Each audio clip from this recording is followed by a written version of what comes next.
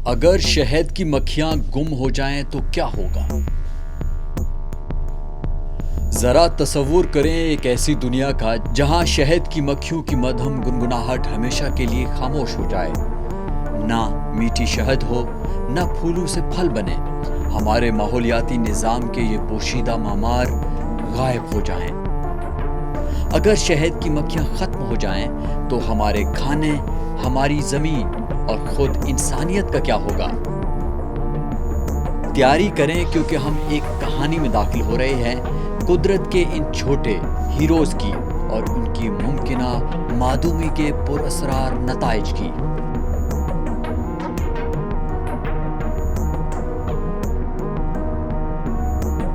शहद की मक्खियां सिर्फ कीड़े नहीं हैं, ये हमारी ज़मीन की ज़िंदगी हैं। शहद की मक्खियों की 20,000 से ज़्यादा अक़साम हैं और हर एक पौधों को पोलिनेट करने में अपना मुनफरिद किरदार अदा करती है। उनकी अनथक मेहनत के बगैर हमारी ज़्यादातर फसलें उगना बंद कर देंगी। सेब, बादाम, कॉफ़ी, यहाँ तक कि कपास, सब कुछ एक ऐसी दुनिया में गायब हो जाएंगे जहाँ शहद की मक्खियाँ ना हों। लेकिन दिलचस्प बात यह है कि शहद की मक्खियाँ इतनी अहम क्यों हैं?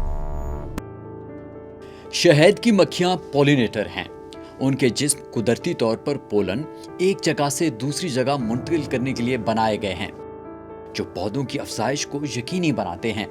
ये अमल इतना मुअस्सर है कि ये दुनिया के 70% अहम फसलों की मुआवनत करता है। लेकिन वो सिर्फ पोलिनेट नहीं करती, वो माहौलियाती तवाज़ुन को बरकरार रखती हैं। परिंदों, कीड़ों और दीगर जानदारों के लिए खुराक फ्राहम करती हैं, जो फूलदार पौधों पर इन्हसार करते हैं। कभी सोचा है कि शहद की मक्खियाँ बेहतरीन पॉलिनेटर क्यों हैं? उनकी एनाटॉमी इर्तिका का एक अजूबा है। शहद की मक्खी के जिस्म पे छोटे छोटे बाल होते हैं जो पोलन जमा करने के लिए मिसाली हैं। उनकी टांगों में खसूसी साख्त होती है जिसे पोलन बास्केट कहा जाता है। और उनकी हैरत अंगेज नज़र को मत भूलें, 5 आँखों के साथ जिनमें 2 कंपाउंड आँखें शामिल हैं। वो अल्ट्रा वायलेट रोशनी का पता लगा सकती हैं जो इंसानों के लिए नजर ना आने वाली होती है। ये उन्हें नेविगेट करने में और बेहतरीन फूल तलाश करने में मदद देती हैं। और उनके जिस्म के अंदर एक दूसरा मैदा जिसे हनी स्टोमिक कहा जाता है, शहद को जखीरा करने के लिए इस्तेमाल होता है। यही से जादू शुरू होता है, जहां एंजाइम्स शहद बनाने के लिए नेक्टर को तोड़ देते हैं। लेकिन ये पेचीदा डिज़ाइन न सिर्फ दिलचस्प है, ये बका के लिए भी ज़रूरी है। शहद की मक्खियाँ लाखों सालों से हमारे साथ हैं। फॉसल रिकॉर्ड्स के मुताबिक ये क्रिस्टीशियस दौर में फूलों वाले पौधों के साथ इर्तिका पजीर हुई। कदीम तहजीबें उन्हें बहुत अहमियत देती थीं। मिस्री द्योमाला में शहद की मक्खियाँ सूरज देवता रा के आंसुओं से पैदा होती थी। शहद को माए सोना समझा जाता था, जिसे सिर्फ खाने के तौर पर नहीं बल्कि दवा और यहाँ तक कि करेंसी के तौर पर भी इस्तेमाल किया जाता था।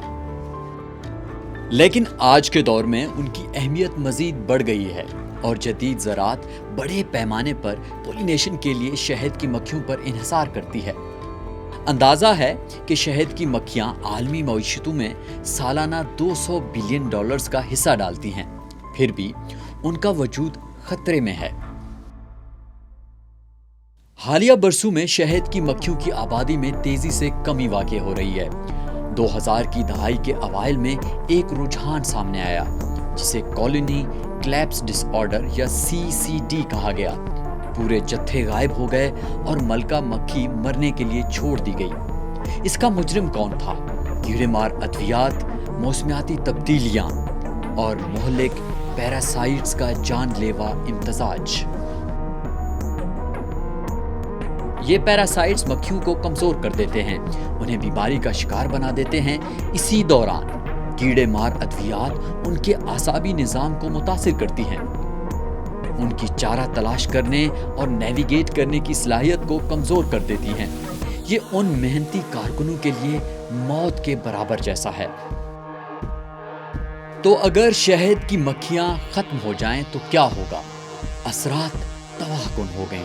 عالمی فصلوں کی پیداوار میں 35% سے زیادہ کمی آ جائے گی، پھل سبزیاں عیاشی بن جائیں گی، خوراک کی قیمتیں بڑھ جائیں گی اور بڑے پیمانے پر بھوک پیدا ہوگی۔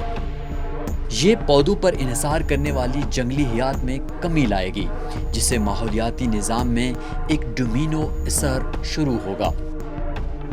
ہمیں مصنوعی پولینیشن پر انحصار کرنا پڑے گا، جو ایک مہنگا اور غیر مؤثر حل ہے۔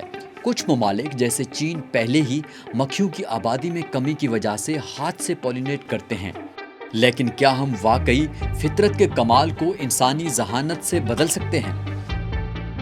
لیکن خوشخبری یہ ہے کہ ابھی دیر نہیں ہوئی۔ تحفظ پسند اور سائنسدان شہد کی مکھیوں کو بچانے کے لیے انت تک محنت کر رہے ہیں۔ جنگلی پھول اگانا، کیڑے مار ادویات کا کم استعمال اور مقامی شہد کی مکھیوں کی پرورش کو سپورٹ کرنا بہت بڑا فرق ڈال سکتا ہے۔ شہری شہد کی مکھیوں کی پرورش بڑھ رہی ہے، یہ ثابت کرتے ہوئے کہ شہد کی مکھیاں شہروں میں بھی پروان چڑھ سکتی ہیں۔ شہد کی مکھیوں کی بیماری کے لیے نئے ویکسینز اور جینیاتی طور پر زیادہ لچکدار نسلوں کی افزائش شہد کی مکھیوں کے تحفظ کی امید بڑھا رہی ہے۔ شہد کی مکھیوں کو بچانے کا مطلب صرف شہد بچانا نہیں، اس کا مطلب ہمارے سیارے، ہمارے کھانے اور ہماری نسلوں کو بچانا ہے۔ آپ ایک فرق پیدا کر سکتے ہیں، اپنے باغات میں پھول اگائیں، شہد کی مکھیوں کی دوستانہ مصنوعات خریدیں اور ان کی اہمیت کے بارے میں آگاہی پیدا کریں۔